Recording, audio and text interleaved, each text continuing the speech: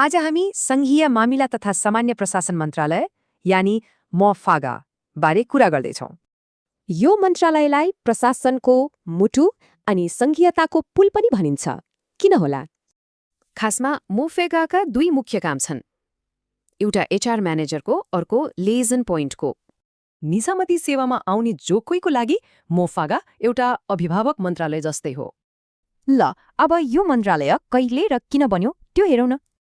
विक्रम सम्वत 2074 फागुनमा दुई मन्त्रालय गाभिएर मोफागा बन्यो। किन? सङ्घीयतामा समन्वय गर्न। भन्नुको मतलब सङ्घीय, प्रदेश र स्थानीय सरकार बीच समन्वयका लागि यो एकदमै जरुरी थियो। यसका 4 मुख्य जिम्मेवारी छन् जुन परीक्षाको लागि पनि एकदमै महत्त्वपूर्ण छ। जस्तै स्थानीय तहमा प्रमुख प्रशासकीय अधिकृत पठाउने काम यही मन्त्रालयले गर्छ। एउटा कुरा के बुझ्नुपर्छ भने यो मन्त्रालयले बाटोघाटो होइन, सिस्टम बनाउँछ। अब यसका केही ठूला कार्यक्रमहरू हेरौँ, जस्तै PLGSP, लिसा र सुत्रा सफ्टवेयर। अनि हरेक निजामती कर्मचारीको करियर फाइल पनि यही मन्त्रालयमा हुन्छ। यसको मतलब महत्त्वपूर्ण ऐन, सरुवा र बढुवा जस्ता नीतिहरू यहीँबाट बन्छन्। ल, अब केही महत्त्वपूर्ण तथ्यहरूमा नजर लगाउँ जुन परीक्षामा पनि सोध्न सक्छ। 753 यो के हो? नेपालका स्थानीय तहको सङ्ख्या, जसको अभिभावक मोफागा हो। हालका मन्त्री, संविधानको धारा 232 र निजामती सेवा दिवस भदौ 22 यी पनि याद राखौं। त्यसो भए यो मन्त्रालयबारे सबैभन्दा महत्त्वपूर्ण कुरा के हो त? सरल भाषामा भन्दा मोफागा देशको शासन प्रणालीलाई जोड्ने प्रशासनिक मेरुदण्ड हो। नमस्कार, आज हामी नेपालको प्रशासनिक संरचनाको एउटा यस्तो मेरुदण्डको बारेमा गहिरो विश्लेषण गर्दैछौँ जसलाई निजामती प्रशासनको मुटु पनि भनिन्छ अनि सङ्घीयताको पुल पनि हो।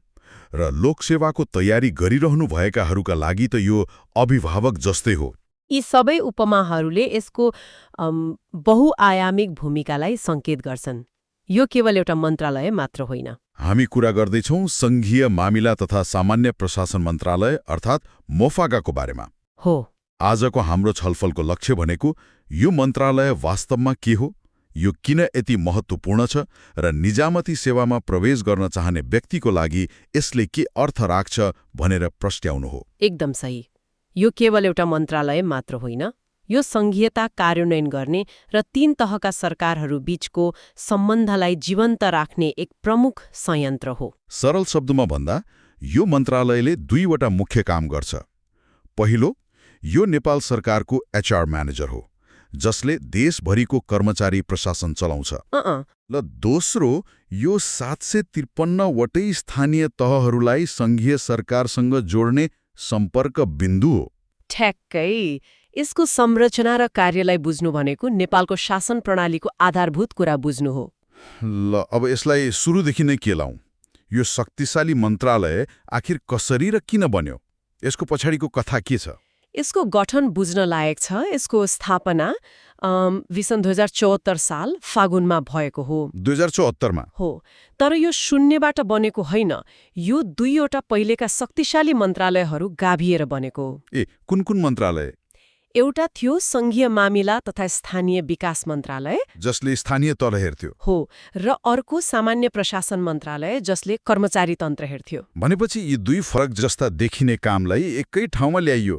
किन त्यस्तो आवश्यकता पर्यो? यसको पछाडि एउटै प्रमुख कारण थियो, कर्मचारी समायोजन। समायोजन हो।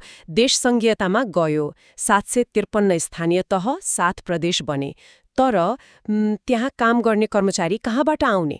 हो त, त्यो त ठुलो चुनौती थियो। चुनौती मात्र होइन, त्यो एउटा ठूलो प्रशासनिक भूकम्प जस्तै थियो। केन्द्रमा भएका हजारौं कर्मचारीलाई नयाँ संरचनामा पठाउनु सानो कुरा थिएन। समायोजन त निकै विवादित र जटिल प्रक्रिया पनि थियो, होइन र? एकदमै। मुख्य चुनौती के थियो भने धेरै कर्मचारीहरू केन्द्र छोडेर स्थानीय वा प्रदेश तहमा जानै चाहेनन्। किन? उनीहरूलाई आफ्नो वृत्ति विकास, सरुवा, भविष्यबारे अनिश्चितता थियो। अनि अर्को कुरा, कुन तहमा कति र कस्ता कर्मचारी चाहिन्छ भन्ने यकिन तथ्याङ्क पनि थिएन। भनेपछि एउटा भद्रगोलको अवस्था थियो। हो, भद्रगोल नै थियो। त्यसमाथि राजनीतिक दबाव र सोर्स फोर्सको प्रभाव त छलै थियो। यही भद्रगोललाई व्यवस्थापन गर्न एउटा शक्तिशाली र एकीकृत निकाय चाहियो। जसले स्थानीय तहको आवश्यकता पनि बुझोस् र कर्मचारीको व्यवस्थापन पनि गर्न सकोस्। ठ्याक्कै त्यही आवश्यकता पूरा गर्न MOFAGA को जन्म भएको हो। अब यसका वर्तमान भूमिकाहरूलाई अलिक केलाउन तपाईँले सुरुमा भन्नुभएको एचआर म्यानेजर र पुलको भूमिकालाई अलि विस्तारमा बुझौँ। अवश्य। यसका भनौँ न 4वटा मुख्य जिम्मेवारीहरू छन्। पहिलो र सबैभन्दा महत्त्वपूर्ण भूमिका हो सम्पर्क मन्त्रालयको, लिएजन मिनिस्ट्री।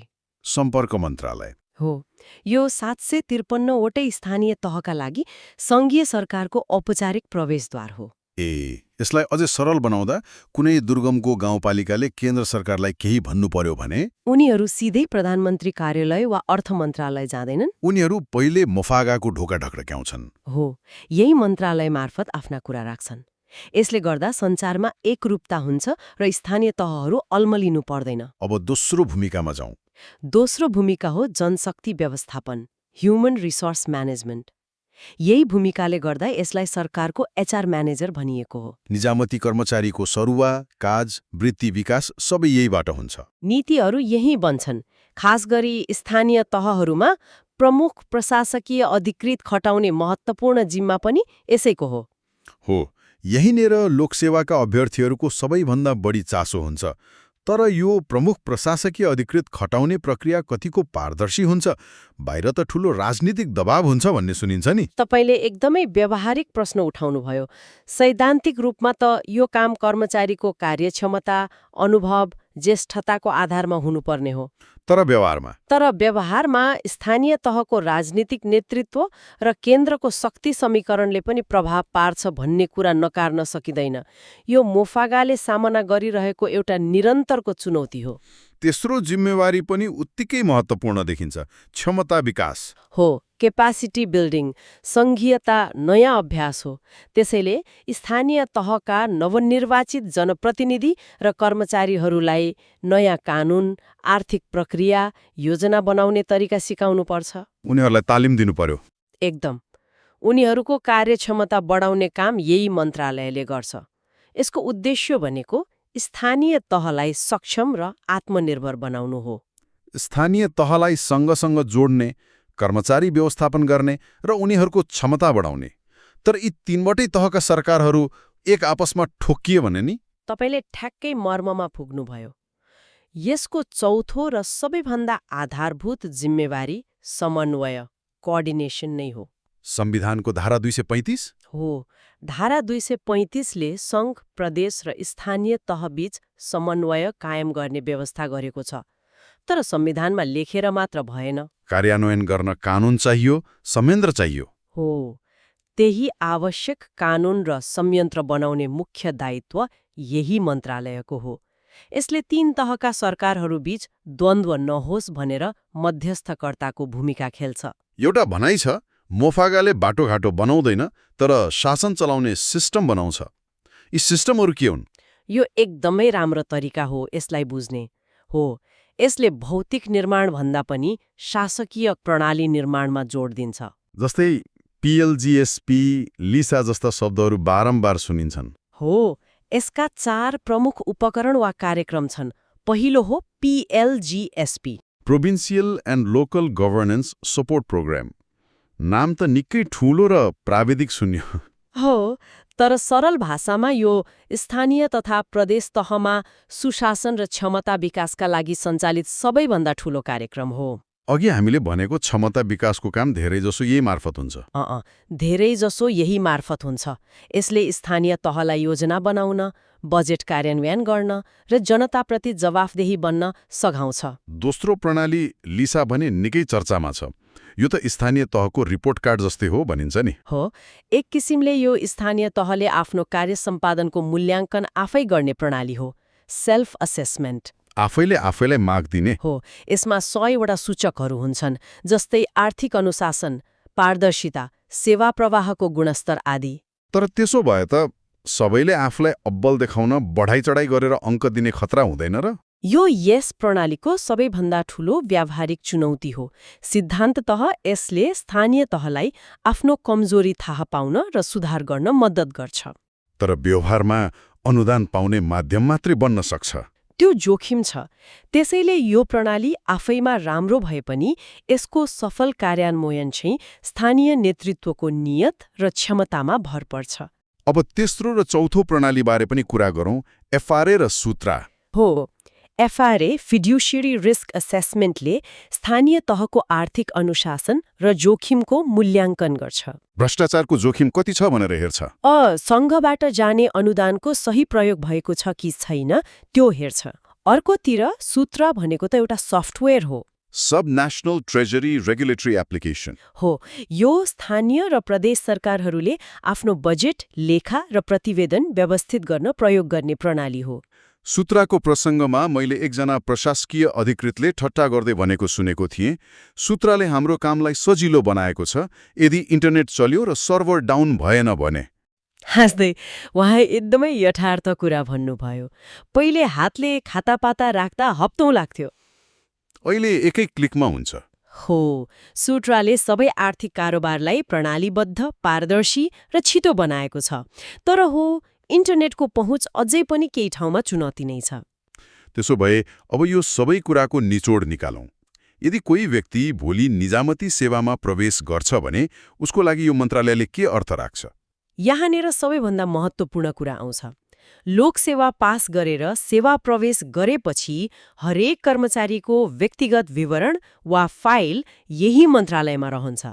यो उसको व्यावसायिक जीवनको केन्द्रबिन्दु हो। उसको करियरको ग्राफ नै यसले निर्धारण गर्ने भयो। धेरै हदसम्म उसको करियर कता जान्छ भन्ने कुरामा यो मन्त्रालयको नीतिले ठूलो प्रभाव पार्छ।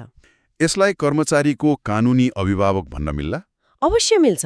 कर्मचारीलाई डोर्याउने निजामती सेवा ऐन र स्थानीय सरकार सञ्चालन ऐनको सफल कार्यान्वयन गराउने मुख्य जिम्मा यही मन्त्रालयको हो। उसको सरुवा, बढुवा, तालिम, अवकाशसम्मका सबै प्रक्रिया सबै प्रक्रिया यही मन्त्रालयको नियमनमा हुन्छन्। त्यसो भए यदि म भर्खरै लोकसेवा पास गरेको एक अधिकृत हुँ भने मेरो पहिलो पोस्टिङ कहाँ हुन्छ भन्ने कुरा मोफागाले नै निर्णय गर्छ।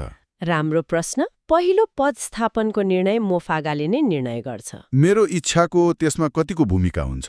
सामान्यतया कर्मचारीको छनौटको प्राथमिकता र रिक्त पदहरूको आधारमा निर्णय लिइन्छ। तर सबैले चाहेकै ठाउँमा पदस्थापन पाउँछन् भन्ने निश्चित हुँदैन। अनि एकपटक स्थानीय तहमा गएपछि सङ्घमा फिर्ता आउने बाटो नि? त्यो बाटो पनि यही मन्त्रालयले बनाएको नीतिले तय गर्छ। त्यसैले हरेक कर्मचारीको वृत्ति यात्रा मोफागासँग प्रत्यक्ष र गहिरो रूपमा जोडिएको हुन्छ। आजको छलफलबाट के स्पष्ट भयो भने मोफागा केवल एउटा सरकारी अड्डा होइन, यो समग्र प्रशासनको स्नायु प्रणाली जस्तै हो। नर्भस सिस्टम हो। यसले सङ्घीयतालाई व्यवहारमा उतार्न समन्वयकर्ताको र लाखौं कर्मचारीहरूको व्यवस्थापकको भूमिका एकैसाथ खेलेको छ। एकदम। तपाईको निचोड सही छ। यसले संविधानको धारा 232 मा उल्लेखित सहकारिता, सह-अस्तित्व र समन्वयको सिद्धान्तलाई कार्यान्वयन गर्ने मुख्य निकायको रूपमा काम गर्छ। पीएलजीएसपी, लिसा जस्ता प्रणालीहरू मार्फत यसले स्थानीय तहलाई सक्षम बनाउने प्रयास पनि गरेको छ। र नबिर्सौं, यही मन्त्रालय निजामती सेवाको पहिचानसँग पनि जोडिएको छ। निजामती सेवा दिवस जुन हरेक वर्ष भदौ 22 गते मनाइन्छ, त्यसको आयोजनामा पनि यसको केन्द्रीय भूमिका रहन्छ। आज हामीले मोएफएफएजीको संरचना, भूमिका र यसका व्यावहारिक चुनौतीहरूबारे विस्तृत छलफल गर्यौं। अब श्रोताका लागि एउटा सोच्नुपर्ने प्रश्न छोडेर जाउँ। हामीले छलफल गर्यौं कि मोएफएफएजीले स्थानीय तहहरूलाई नियम र प्रणालीमा बाँध्ने काम गर्छ। भविष्यमा यो मन्त्रालयले केवल नियमन र व्यवस्थापनमा मात्र सीमित नरहेर स्थानीय तहहरूलाई राष्ट्रिय समस्याहरूको समाधानमा इनोभेटर वा नवीकर्तकको रूपमा विकास गर्न कस्तो भूमिका खेल्न सक्छ? अर्थात् व्यवस्थापकबाट सहयोगी नवप्रवर्तकमा रूपान्तरण हुन मोएफएफएजीले के गर्नुपर्ला? हो, यो एउटा सोच्नुपर्ने प्रश्न हो।